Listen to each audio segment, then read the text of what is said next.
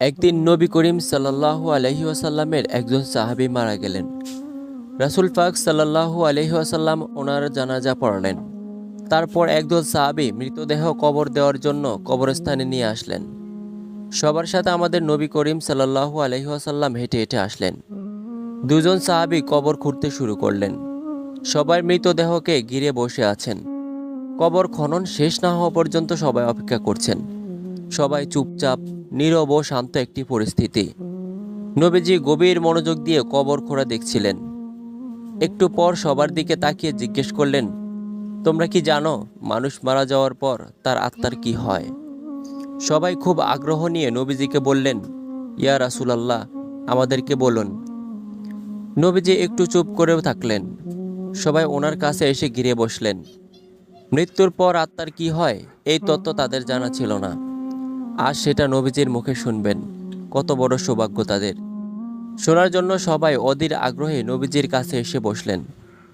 তিনি একবার কবরের দিকে তাকিয়ে মাথাটা তুলে আকাশের দিকে তাকালেন। তারপর তিনি গল্পের মতো করে বলতে শুরু করলেন, শোনো, যখন মানুষ একবারেই মৃত্যু শয্যায়, তখন সে মৃত্যুর ফেরেশতাকে দেখে ভয় পেয়ে যায়। কিন্তু সে বিশ্বাসী ও ভালো মানুষ তাকে মৃত্যুর ফেরেশতা হাসি মুখে সালাম দেন, তাকে অভয় দেন এবং মাথার পাশে এসে ধীরে ও যত্ন করে বসেন। তারপর মৃতপ্রায় মানুষটির দিকে তাকিয়ে বলেন, হে পবিত্র আত্মা, তুমি তোমার পালনকর্তার ক্ষমা ও ভালোবাসা গ্রহণ করো এবং এই দেহ থেকে বের হয়ে আসো। মুমিনের আত্মা যখন বের হয়, তখন সে কোনো ধরনের ব্যথা ও বেদনা অনুভব করে না। নবী আরও একটু ভালো করে উদাহরণ দিয়ে বললেন, মনে করো একটা পানির জগ কানায় কানায় পূর্ণ হয়ে যাওয়ার পর উপর থেকে এক ফোঁটা পানি যেমন নিঃশব্দে উপর থেকে নিচে নেমে আসে, ঠিক তেমনি নীরবে ও কষ্ট ছাড়াই আত্মাটি তার দেহ থেকে বের হয়ে আসে। সেই সময় দুইজন অন্য ফেরেশতা বেহেশত থেকে খুব সুগন্ধি মাখা একটা নরম সুতার সাদা চাদর নিয়ে আসেন এবং তারা আত্মাটিকে সেই চাদরে আবৃত করে আকাশের দিকে নিয়ে যান। তারা যখন আকাশে পৌঁছেন, তখন অন্য ফেরেশতারা সেই আত্মাটিকে দেখার জন্য এগিয়ে আসেন। কাছে এসে সবাই বলেন, সুবহান আল্লাহ, কত সুন্দর আত্মা, কি সুন্দর তার ঘ্রাণ। তারপর সবাই জানতে চান, এই আত্মাটি কার? উত্তরে আত্মা বহনকারী ফেরেশতারা বলেন, উনি হলেন ফুলান ইবনে ফুলান। নবী আরবিতে বলেছেন, বাংলায় হলো অমুকের সন্তান অমুক। বাকি ফেরেশতাগণ তখন আত্মাটিকে সালাম দেয়। তারপর আবার জিজ্ঞেস করে, উনি কি করেছেন? ওনার আত্মা এত সুঘ্রাণ কেন? আত্মা বহনকারী ফেরেশতাগণ তখন বলেন, আমরা শুনেছি মানুষজন নিচে বলাবলি করছে, উনি একজন ভালো মানুষ ছিলেন, আল্লাহর ভালো বান্দা, অনেক দয়ালু, মানুষের অনেক উপকার করেছেন। এতটুকু বলার পর নবী একটু থামলেন। তারপর সবার দিকে ভালো করে দৃষ্টি দিয়ে ওনার কণ্ঠটা একটু বাড়িয়ে বললেন, এই কারণেই বলছি, সাবধান, তোমরা কিন্তু মানুষের সাথে কখনো খারাপ ব্যবহার করবে না। তুমি মারা যাওয়ার পর মানুষ তোমার সম্পর্কে যা যা বলবে, এ আত্মা বহনকারী ফেরেশতারাও আকাশে গিয়ে ঠিক একই কথা অন্যদেরকে বলবে।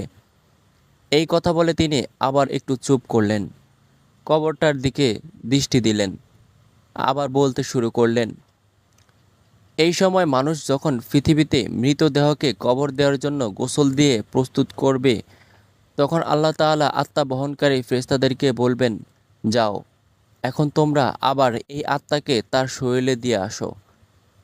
মানুষকে আমি মাটি থেকে বানিয়েছি, মাটির দেহেই তার আত্মাকে আবার রেখে আসো। সময় হলে তাকে আমি আবার পুনরায় জীবন দিব। তারপর মৃতদেহকে কবরে রেখে যাওয়ার পর দুজন ফেরেশতা আসবে। তাদের নাম মুনকার ও নাকির। তারা মৃতের সৃষ্টিকর্তা, তার ধর্ম ও নবী সম্পর্কে জিজ্ঞেস করবেন। মুনকার নাকির চলে যাওয়ার পর আত্মাটি আবার অন্ধকার কবরে একাকী হয়ে যাবে। সে এক ধরনের অজানা আশঙ্কায় অপেক্ষা করবে, কোথায় আছে, কি করবে। এক অনিশ্চয়তা এসে তাকে ঘিরে ধরবে।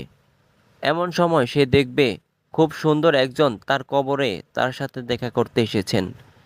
তাকে দেখার পর আত্মাটি ভীষণ মুগ্ধ হবে।